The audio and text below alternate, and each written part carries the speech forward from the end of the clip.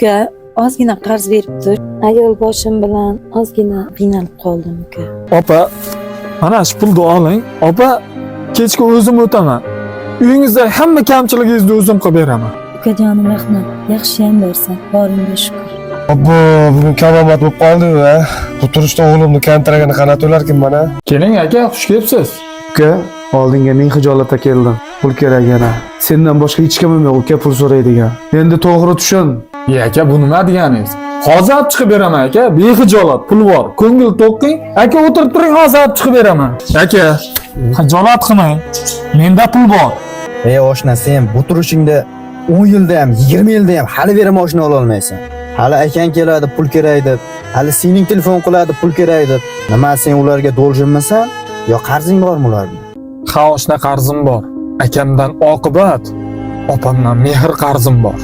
Esingdan maktab vaqtlarimiz. Meni pulim yo'q kuni sen magazindan narsa olib chiqib, o'sha narsangdan menga qarzga berarding. Lekin akam biror marta bunday qilmagan.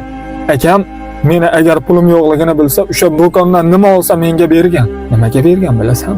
Meni butun bor vujudi bilan yaxshi ko'rgani uchun bergan. Qarz demagan o'rtoq. Lekin sen bergan narsangni bir hafta bermasan, bir haftadan keyin ham gapirgansan. Esingdan maktabdan kelayotganimizda hammamiz o'yin kulgi bilan ustimizni kir qilib kelardi. Ustimni qo'lim yetgan joyini qoqib, oshna, orqamga qo'lim yetmayapti, qoqvor desam, sen nima degansan? Malayingmanmi o'rtoq degansan. To'g'rimi? Sen malayingmanmi deb qoqmagan ustimni opam har kuni yuvardi. Ustimni qancha kir qilib yesam ham, men seni malayingmanmi demasdi. Chunki meni jonidan yaxshi ko'radi-da.